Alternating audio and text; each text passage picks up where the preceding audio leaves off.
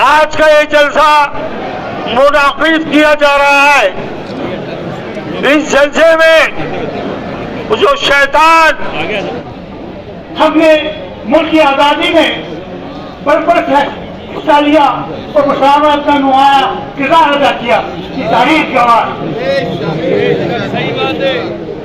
मगर बड़े अफसोस की बात है कि चंद गुज़श्ता सालों से जिस तरह से हम पर हमले किए जा रहे हैं, कहीं हमारी मस्जिद को, कहीं हमारी दरगाहों को, कहीं हमारे कब्रिस्तान को मिसमार किया जा रहा है।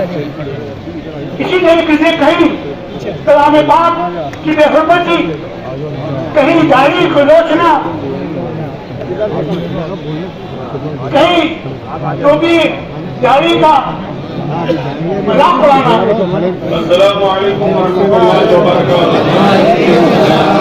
आप सुन रहे हैं शहर गाजीपुर जो कि अपने बयान यहाँ पर इस्लाम मैं आपके सामने हाजिर हूँ। आज हम यहाँ पर बारगाह गरीब नवाज के कदमों में नामूस रिसालत पर उस गुस्ताख रसूल नबी पाक सल्लल्लाहु अलैहि वसल्लम की शान अक़दस में जो गुस्ताखी की गई है, उस मलऊन ने, मैं नाम नहीं लेना चाहता, जो गुस्ताखाना जुमला, जो कलमात उसने बयान की है, वो नाकाबिले बयान है, नाकाबिले समाअत है और नाकाबिले बर्दाश्त है।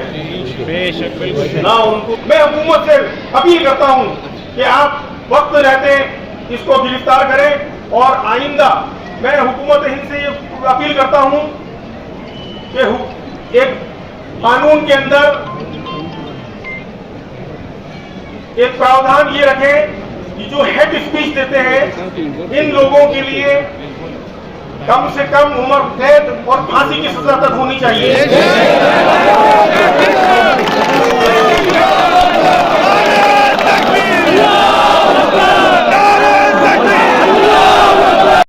गोश ना हूँ, नाला बुलबुल मतलब बुलबुल का रोना भी सुनूं, हमतन गोश मतलब खामोश भी ना हूँ। नाला बुलबुल भी सुनूं, हमतन गोश ना हूँ, मैं भी कोई गुल हूँ जो खामोश ना हूँ। देखिए, मैं रियलिज्म में यकीन करता हूँ, किसी की मदासराई नहीं, किसी की चापलूसी नहीं। अगर सर्टिफिकेट चाहिए तो उस अल्लाह की जात का और अल्लाह के इल्जाम तराशी से कभी नहीं डरा। दुश्मन इल्जाम लगाते हैं दोस्तों में भी कुछ मुनाफिक है, अल्लाह उनको नहीं मिलाते। देखिए, मैं यहाँ से शुरू करता हूँ। ये सुल्तानुल हिंद नायबुन नबी अता रसूल आले नबी औलादे अली जिगर गोशे रसूल का आस्थाना है। ये आप जानते हैं, ख्वाजा मोइनुद्दीन चिश्ती प्रॉफिट मोहम्मद सल्लल्लाहु अलैहि वसल्लम की औलाद है, उनके डिसेंडेंट है, उनकी प्रोजनी है, नायबुन नबी अता रसूल है। यहाँ से इस्लाम फैला।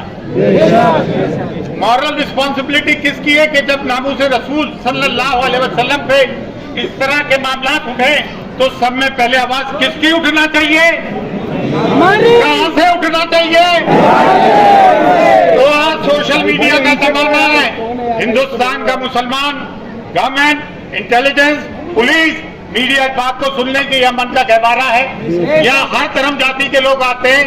इंडिया का कॉन्स्टिट्यूशन तो 1952 में बना है, सेकुलर डेमोक्रेटिक इंडिया, लेकिन सेकुलरिज्म को प्रैक्टिस हम पिछले 800 साल से करते हैं। ये प्लूरलिज्म को नुमाया करता है इंडिया की डाइवर्सिटी को प्रमोट करता है, लेकिन लबैक या रसूल अल्लाह, लबैक लबैक क्या हुसैन। ये यार आजकल मैं भूल जाता हूँ, उम्र भी 65 साल की हो गई है, तो कुछ पॉइंट लिख लिए हैं, जज्बाती आदमी भी हूँ क्या।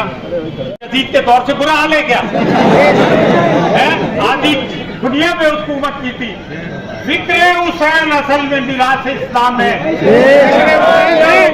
बातिल के खिलाफ आवाज बुलंद करना जुर्रत अली से पैदा हुई है, सल्लम से पैदा हुई है। यार मैं बताऊं किसके लिए बोले। अभी बरेली में एक जज साहब ने फैसला दिया लव जिहाद पे, तो भाई के लव का तो ट्रायंगल होता है, 2 लड़की हो गई, 1 लड़का हो गया, 2 लड़के हो गए, 1 लड़की हो गई, वफा और बेवफाई होती है। ये लव के बीच में जिहाद कैसे आ गया? लव में जिहाद कैसे आ गया यार? अच्छा, तो बरेली के जज साहब ने एक फैसला दिया, उस बेचारे को उम्र कैद कर दी और कहा कि डेमोग्राफिक इम्बैलेंस हो जाएगा। डेमोग्राफिक इम्बैलेंस में बता दूं, एक तो पढ़ा लिखा करो यार, अपने बच्चों को पढ़ाओ, खुदा के वास्ते मेन स्ट्रीम में शामिल हो, IAS IPS बनो, बड़े बड़े लॉयर्स बनो, डॉक्टर्स बनो। ये मफलूज मुसलमानों की कौम चटती नहीं है हमें। यानी कि हिंदू कम हो जाएंगे, मुसलमान ज्यादा हो जाएंगे। अरे 1000 साल में भी हम इनके बराबर नहीं हो सकते। क्यों झूठ बोल रहे हो कि ये 4 शादियां करते हैं, बच्चे ज्यादा पैदा करते हैं? अरे 1000 मुस्लिम मर्दों पे 940 लड़कियां हैं। एक मर्द के हिस्से में तो एक औरत आ नहीं रही है, तो बाकी की 3 के आसमान रहेंगी।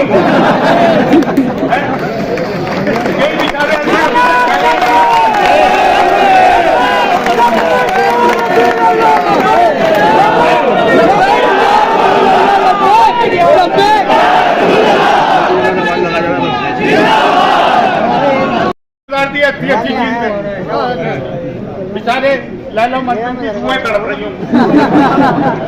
अच्छा, फिर कर्नाटक के हाई कोर्ट के जज ने एक और बात कही कि जहां बेंगलोर में एक मुस्लिम इलाका है, उसको पाकिस्तान कह के संबोधित किया। फिर चीफ जस्टिस ऑफ इंडिया के कहने पे उसने माफी मांगी। खामोश प्लीज, हाँ खामोश। यहाँ जुडिशरी का ये आलम हो गया। डेमोक्रेसी के 4 सतून हैं।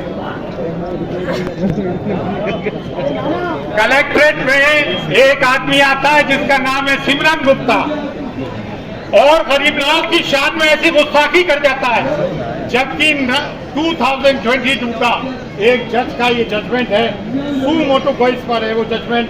और वो जजमेंट ये है कि जस्टिस नटराजन कि इन्होंने 2022 को एक ऑर्डर दिया कि कोई हेट स्पीच दे तो पुलिस उस पर सू मोटो करे। उस पर सू मोटो पुलिस ने नहीं करी। हमने FIR भी दर्ज किया, आज तक कुछ नहीं हुआ उसका। एक आदमी हमारा कोई ऐसा नारा लगा देता है जिसकी हमने भी मुखालिफत की, तो उसका पुलिस सू मोटो लेते हुए केस कर देती है और जेलों में बंद हो जाना पड़ता है। ये नाइंसाफी कैसी भाई, ये नाइंसाफी कैसी? आज तक उन लोगों को पकड़ा तक नहीं गया। हम कब तक इन चीजों को बर्दाश्त करते रहे? अच्छा, एक और चीज है भैया, पुलिस वाले भी खड़े हुए हैं, ठीक है ना। एक ब्लैकमेल FIR क्या है? नामजद लिखने के बाद ना मालूम लोग क्या लिख दिए जाते हैं? अन्य। क्या लिख दिए जाते हैं? अन्य। क्या लिख दिए जाते हैं? अन्य। और फिर उनको ब्लैकमेल किया जाता है, पैसे वसूली की जाती है और शहर से बेचारे लोग भाग जाते हैं। बिल्कुल सही भाई, आपको डरने की जरूरत नहीं है। हमारा संविधान, कॉन्स्टिट्यूशन बहुत मजबूत है। ऐसे अफसरों के खिलाफ कोर्ट में जाओ, कचहरी में जाओ, इनकी आला अफसरों से शिकायत करो, चारों दिशाओं में खत लिखो, नुक्कड़ सभाएं करो, लीगल सेल बनाओ। लेकिन इसका मतलब नहीं कि क्रिमिनल को सपोर्ट करने लग जाओ। क्राइम से कभी वास्ता मत रखो। हमारे मोहल्लों में ड्रग्स बेची जा रही है, हम कसूरवार हैं यार।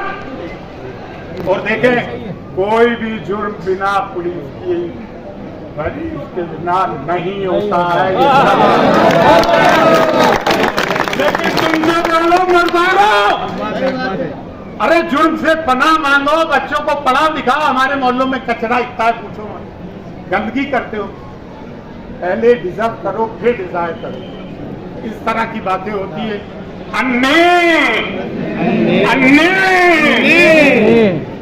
ये अन्नों का नाटक मत भागो मत भाई। अभी तो मैं हूं सेक्रेटरी, कोई बात हो तो आ जाना मेरे पास, लेकिन सही करके आना। गलत काम साथ नहीं देते, गलत काम कभी साथ नहीं देंगे। तो इंडिया का एक ऑफिशियल स्टैंड रहा है। अटल बिहारी वाजपेयी तक में तो ये गुजरात में का वो तकरीर आपने देखी होगी ब्लैक एंड व्हाइट में, ये जमीन अरबों की ऐसे इसराइल को खाली कर देना, जो एक उनका अंदाज था, क्या जबरदस्त। और हमें किसके साथ खड़ा होना ये चाहिए जब हमारे गवर्नमेंट का साथ स्टैंड ये और वो मजलूम भी है, तो we stand with Palestine, we stand with. और अगर कोई ये कहे कि वी स्टैंड विद इसराइल, तो उस पर क्या कोई दफा नहीं लगना चाहिए? कोई दफा नहीं लगना चाहिए। देखिए भाई, हम तो फिलिस्तीन का 3 वजह से सपोर्ट करते हैं। एक तो हम मजलूम के साथ है, बांग्लादेश में जो हिंदुओं के साथ जुल्म हुआ हमने उसकी भी बड़ी मजम्मत की, क्योंकि हम माइनॉरिटी में माइनॉरिटी का दर्द समझते हैं। कश्मीर में जो कश्मीरी पंडितों के साथ हुआ, मैंने कई इंटरव्यूज दिए उस पर कि उनको रिहेबिलिटेट करवाओ। हम जुल्म के साथ है, वी आर विद अंडरडॉग। तो आप अभी मान लो इसका रशिया और उसकी किसकी जंग हो रही है? यूक्रेन की। गवर्नमेंट अगर एक स्टैंड ले ले, गवर्नमेंट ऑफ इंडिया की वी आर विद यूक्रेन, और कोई ये बैनर लगाए कि वी आर विद रशिया, तो उसमें देशद्रोह का मुकदमा लगेगा कि नहीं लगेगा? जब गवर्नमेंट का हमारा स्टैंड है कि वी आर विद पैलेस्टाइन, तो लोग जाके ये तो कहते हैं वी आर विद इसराइल। हम 3 वजह से फिलिस्तीन के साथ हैं। एक तो मजलूम है, दूसरे हमारे कलमा। देखिए, आज 11 अक्टूबर 2024 को हजरत ख्वाजा मोइनुद्दीन चिश्ती की दरगाह अजमेर शरीफ के बाहर एक एहतजाजी जलसा रखा गया। आए दिन प्रॉफिट मोहम्मद सल्लल्लाहु अलैहि वसल्लम की शान में गुस्ताखी, कभी ख्वाजा मोइनुद्दीन चिश्ती की दरगाह के लिए कहते कि यहाँ मंदिर है, उनकी शान में गुस्ताखियां। FIR पे FIR आ रही है, नुपुर शर्मा से लेकर आज तक किसी को गिरफ्तार नहीं किया गया, और ये यकीनन को आज तक गिरफ्तारी ऑन रिकॉर्ड नहीं। हमारी भावना पूरी तरह से हाथ है। क्या ये हो सकता था जब तक कि इसके ऊपर किसी के इसके सर पर किसी का हाथ ना हो? क्या ये हो सकता है? क्या ये मुमकिन है? यहाँ पे ये कहा जाता है, देखे चीफ मिनिस्टर हो, प्राइम मिनिस्टर हो, उनका काम है राज धर्म निभाना। क्या राज धर्म निभाया जाता? यूपी के चीफ मिनिस्टर जो भी कहते हैं, हिंदुओं से कहते हैं कि इनकी जो है बटोगे तो कटोगे, तो ये लाइन तो उन्होंने दी है। हम मुसलमानों से कहते हैं बटोगे तो कटोगे।